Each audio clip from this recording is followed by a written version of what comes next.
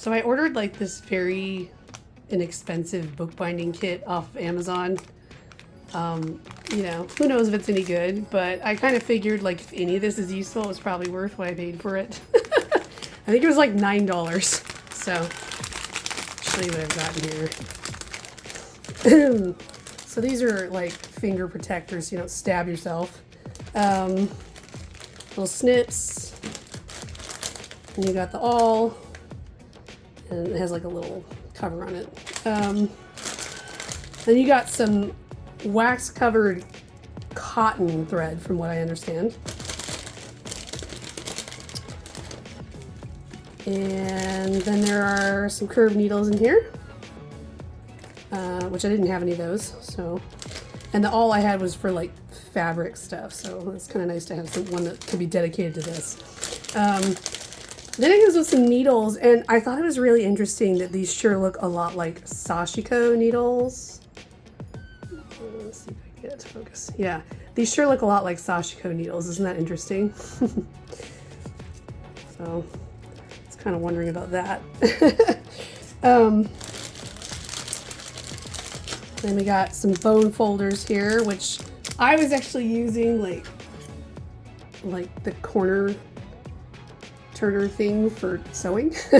So it's nice to have a proper tool. And then some clips, which you can always use more of those, and a cute little ruler. So that's just like in a container. So I'm thinking some of this will prove to be useful. Some of it might be totally cheap and fall apart, but we'll see. So today I'm planning to get started on the big sketchbook I was talking about in the last video. And for this sketchbook, I'm going to use canvas panels for the covers. And then what I have in here is several different colors of the Strathmore Mixed Media toned paper. So I have black and tan and gray and blue. And I have a lot more of the black and tan in here because I want to use those the most in the sketchbook, but I decided to just put like everything in there. If you look and see, I've alternated between colors. And I got this idea because I was shopping for sketchbooks a while back, and I saw that there was a Stillman and Burns sketchbook that had black and tan and gray paper, I believe it was, and it just kept alternating throughout the entire book. And so I decided to go a step further and also put the blue paper in there, but I wanted mostly tan and black in here because I want to do a lot of ink on this, and I like the way it looks on tan, but also I want to challenge myself to use more of the black paper. There are so many possibilities with it. It's not as easy, and you can't use every medium on it, so I've kind of avoided it sometimes. Even though like anything experimental that I've done on it has always turned out cool. Like this was a thing I did a long time ago. These are kind of just like some regular cheap color pencils up here, and then this is actually watercolor pencil, and it's so cool the way it turns out, actually. And then I used like a gold pen on there. So I think there are a lot of things that I could do. So my plan is to bind it on the short side, and I'm hoping with the binding method that I use that I might even be able to kind of isolate certain pages and tape them down if I need to, if I'm doing like some heavy ink washes. I feel like that might be kind of wishful thinking. I'm not really sure.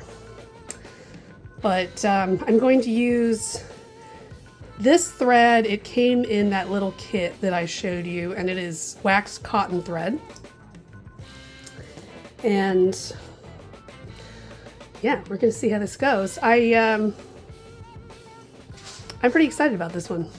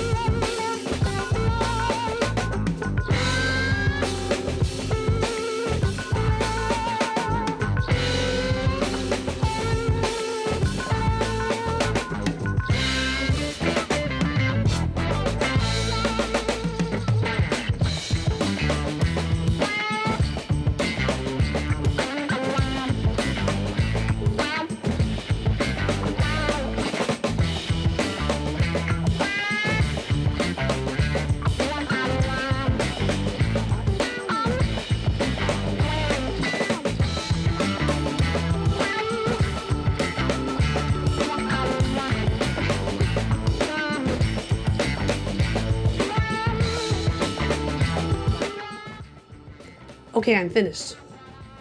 So that did take forever because every one of these was a different piece of thread with a different needle. I just used like every needle I had. Some of them were straight, some of them were curved. They all basically had the same gauge though, so that actually worked out okay. But yeah, it did take a long time. That was some patience. I was watching many hours of videos. A lot of crafting videos this time. Didn't put on the murder podcasts. So I'm actually genuinely surprised by how like nice this ended up looking. Like this is actually like really presentable. I was really just trying to make something fun, but I think this is pretty neat. I was reading this article that was put out by Jackson's Art talking about artists' books today.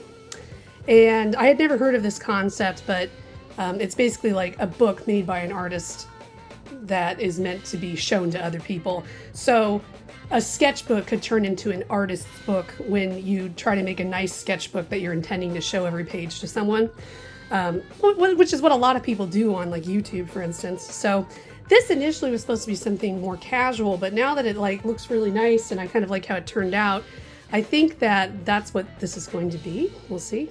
So I'll kind of show you what we have here. So we have the canvas panel on the front and the back. And there's a couple spots where I have some pencil marks that didn't erase off, so I'll have to paint over those, I think. And then the spine, I'll show you that. So this was a single page bookbinding technique that Sea Lemon made a video of. And I'll probably link to that in the description. She didn't say what it was called, so I'm not sure what this is officially called, but it looks really cool. I did find out through this about the concept of spine swell. So if you look at this, you can see it. So the spine is much thicker than the rest of it. And that has to do with the thickness of the thread and the binding method and a few other things. So basically I could have had less of that if my thread was a little thinner, but I like the way the thick thread looks. So it's just kind of a trade-off. This thread was the first one that I'd worked with that had been waxed thread. That was interesting. I did like that it didn't split easily and that it didn't knot easily and get all twisted as easily, but all the wax everywhere was kind of weird texturally for me. So I'm not sure how I feel about that. I think it probably did help in the situation though. When you watch the video, you can see that I had like all of these needles and all of these threads hanging out down here in this drawer. And I think they would have gotten badly tangled if it hadn't been waxed. I think the wax probably helped with that. So now, okay, so the cool part about this is when you open it up, it's a lot like Coptic binding where everything kind of will lay flat.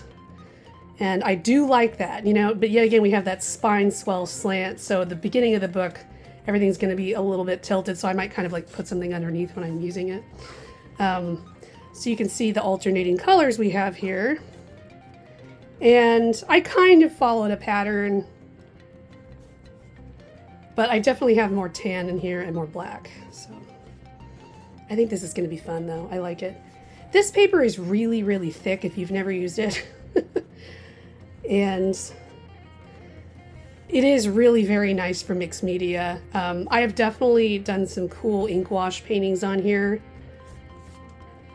I'll link to some of those. I did some of them for Inktober in 2022, and they really turned out very nice. But I will say this paper does, because it's not 100% cotton, this paper does like buckle pretty severely when you get it really wet.